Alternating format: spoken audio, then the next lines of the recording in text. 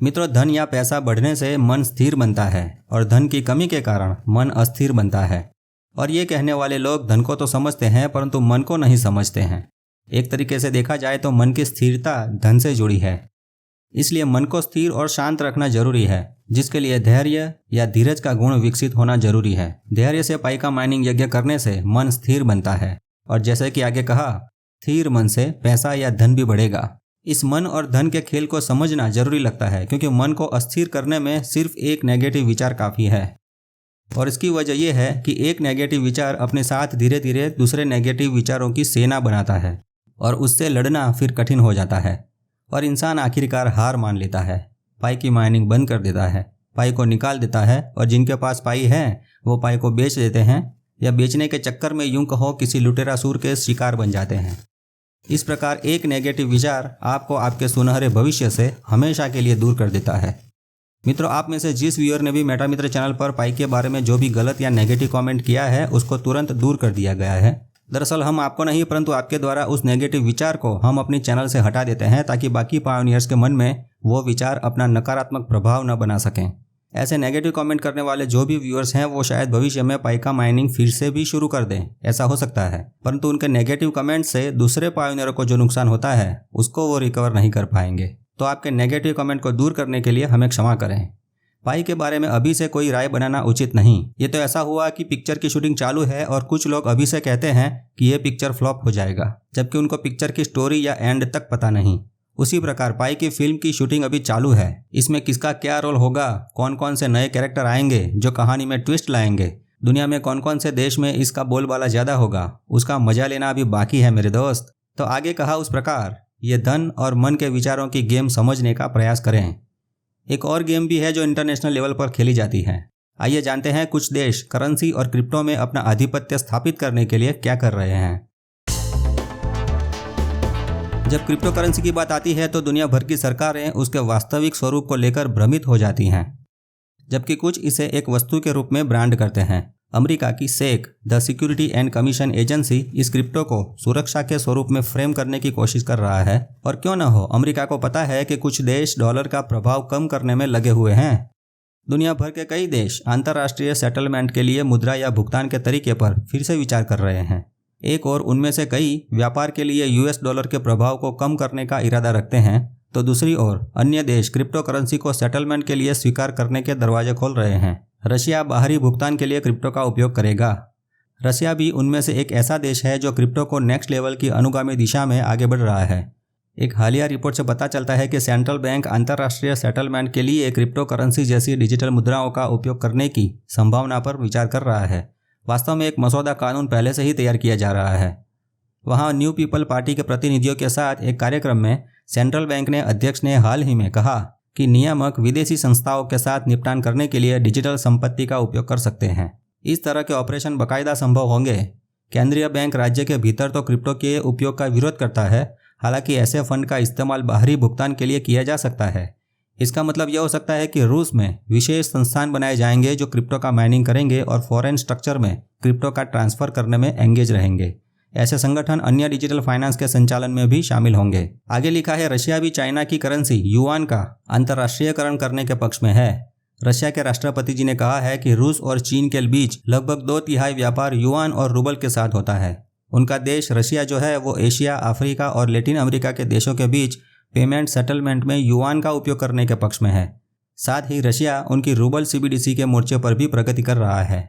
इसके लिए Russia crypto के माइनिंग के लिए विशेष संस्थान विकसित कर रहा है। ये स्पेशल इंस्टीट्यूशन अंतर्राष्ट्रीय व्यापार व्यवहार के उद्देश्य से डिजिटल संपत्ति का उपयोग करेगा, यानी इंटरनेशनल बिजनेस के लिए क्रिप्टो का उपयोग करने की अनुमति देने के लिए रशिया देश का सेंट्रल बैंक पहले से ही एक मसौदा कानून विकसित कर रहा है। तो इस तरह अमेरिका के दुश्मन देश के स्वरूप में रशिया और चाइना इंटरनेशनल लेवल पर अमेरिकी डॉलर का प्रभाव कम करने के प्रयत्न कर रहे हैं। चाइना की करेंसी युआन मजबूत बन सकती है और इसके साथ चाइना पाई को बढ़ावा देने की जो स्ट्रेटेजी बना रहा है वो कारण भी शायद उसकी गेम का हिस्सा हो सकता है। यानी चाइना अपनी करेंसी युआन के जरिए और भविष्य में पाई के जरिए भी इंटरनेशनल लेवल पर अपना वर्चस्व स्थापित करने की मनोवांछा रखता है।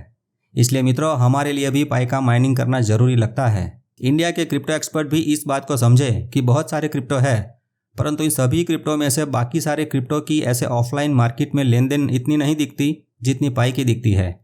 देखिए, देश या स्थान कोई भी हो, परंतु शुरुआत होना महत्वपूर्ण है। इतने सालों में किसी क्रिप्टो की कम्युनिटी ने इतनी ताकत नहीं दिखाई जितनी पाई की कम्युनिटी ने दिखाई है। चाइना में वहाँ ऐसी बहुत सी जगह पर सिर्फ पाई से ऑफलाइन बार्टरिंग करने के लिए ऐसे मेले कहो एग्जीबिशन या टूरिस्ट प्लेस भी बनना शुरू हो चुके हैं, ताकि वहाँ पायोनियर्स दूसरे राज्यों में से भी यहाँ इकट्ठा हो सकें। पाई के इकोसिस्टम को धीरे धीरे मजबूत बनाने का यह प्रयास भी अच्छा है, इसलिए बाकी सब बाद में, पहले पाई हाथ में। अब आगे दूसरा न्यूज़ आर्टिकल पढ़ते हैं कि हांगकांग में गेटकॉइन नाम का एक क्रिप्टो एक्सचेंज प्लेटफॉर्म था। वो गेटकॉइन एक्सचेंज को कंपनी ने 2019 में बंद कर दिया था, जिसमें उसके ग्राहकों के क्रिप्टो कॉइन थे। तो उन ग्राहकों ने कोर्ट केस किया और कोर्ट ने उसका फैसला अभी सुनाया। क्या मस्त फैसला दिया है। क्रिप्टो करेंसी को ग्राहकों की प्रॉपर्टी कहा है। जी हाँ, कानूनी फर्म होगल लोवेंस ने अपने ब्लॉग में ये लिखा था। यहाँ पूरा केस आप शांति से पढ़ सकते हैं। हांगकांग की अदालत ने क्रिप्टो करेंसी को संपत्ति के रूप में मान्यता दी है, यानी आभासी लगने वाले क्रिप्टो को एक डिजिटल संपत्ति कहा है। दोस्तों, गाड़ी, बंगला, सोना, चांदी जिसे आप देख सकते हैं वो भौतिक संपत्ति है, उसे बेचकर पैसा मिलता है। तो उसी प्रकार ये क्रिप्टो डिजिटल संपत्ति है और उसे भी बेचकर पैसा मिल सकता है। अभी भी पाई को मोबाइल में फ्री में बना सकते हैं, जिसे बाद में बेच सकेंगे। तो मोबाइल में अभी भी पाई नेटवर्क ऐप को आपने इंस्टॉल नहीं की है तो शुरुआत कर सकते हैं। लिंक इस मेटामित्र चैनल के वीडियो के डिस्क्रिप्शन में है और सारे स्टेप क्लियर करने के वीडियो की लिंक भी दी है। दोस्तों, वैसे तो क्रिप्टो खरीदने के लिए पैसे लगते हैं, परंतु पाई जैसे क्रिप्टो को खरीदने के लिए पैसे नहीं, सिर्फ ज्ञान और धीरज चाहिए। और पाई जैसा क्रिप्टो चला तो जीवन में भविष्य का सीन शानदार और समृद्ध हो सकता है। अब आगे देखते हैं, दुबई में यानी यूनाइटेड अरब अमीरात में क्रिप्टो को लेकर कोई बिजनेस करना हो तो कर सकेंगे, क्योंकि वहाँ उनके नियम और कानून बन रहे हैं। यहाँ लिखा है, क्रिप्टो उद्योग बिना किसी बड़ी बाधा के विस्तार कर रहा है। बाजार के माध्यम से किसी भी संभावित घोटाले या गिरावट से बचने के लिए सरकारें अपने नियमों को बेहतर बना रही है। संयुक्त अरब अमीरात UAE उसी दिशा में आगे बढ़ रहा है। क्रिप्टो का बिजनेस करने के लिए लाइसेंस लेने के लिए आपको आवेदन करते समय क्या ध्यान में रखना चाहिए ये भी लिखा है। अभी डिटेल में नहीं पढ़ेंगे, आगे बढ़ते हैं। एक आर्टिकल ये भी लिखा है, सीरिया ने चाइनीज युआन के पक्ष में वैश्विक लेनदेन के लिए अमेरिकी डॉलर का परित्याग करने का आग्रह किया। सीरिया ने ब्रिक्स राष्ट्रों के नेतृत्व में प्रयास का आग्रह करते हुए वैश्विक लेनदेन के लिए अमेरिकी डॉलर को छोड़ने का आह्वान किया है। इसके अलावा सीरिया के राष्ट्रपति जी ने मुद्राओं से होने वाले इंटरनेशनल सेटलमेंट के लिए चीन की करेंसी युआन को अपनाने का आह्वान किया है। मतलब कि सीरिया के राष्ट्रपति जी ब्रिक्स देशों को डी-डॉलरीकरण के लिए कह रहे हैं। ये इसलिए हो रहा है क्योंकि अमेरिका के साथ संघर्ष होने के बाद उनको अमेरिकी डॉलर का त्याग करने की आवश्यकता लगी। इस तरफ अमेरिका को भी ये पता है कि दुनिया में क्या हो रहा है।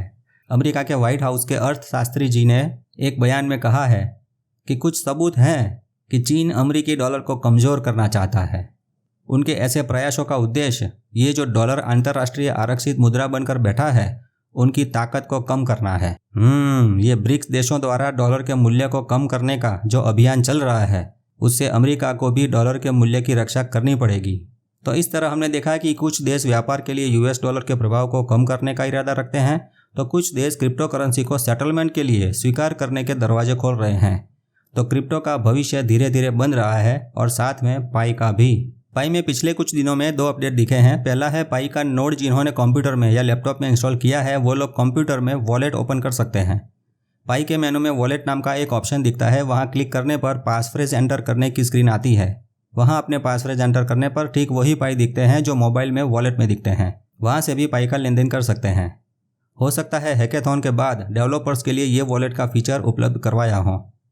दूसरा अपडेट ये है कि चैट रूम में नया फीचर लैंग्वेज का ऐड किया है।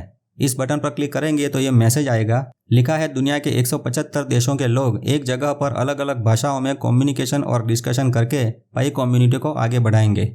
फिर नेक्स्ट मैसेज में चैट रूम के 6 नियम लिखे हैं, जिसमें वल्गैरिटी ना करें, एक दूसरे का अपमान ना करें, एडवर्टाइजमेंट ना करें, बिना मतलब की ज़्यादा चैट ना करें, किसी के साथ स्कैम ना करें, पर्सनल इन्फॉर्मेशन शेयर ना करें, वगैरह वगैरह। ये इसलिए बता रहे हैं कि आपने अगर इसका उल्लंघन किया तो आपको मॉडरेटर ने म्यूट कर दिया तो आपका KYC नहीं आएगा, या कहो हो सकता है कुछ और पाबंदी आप पर लगा दी जाए। तो चैट रूम में शांति और सभ्यता से प्रश्न पूछें या अपनी बात रखें।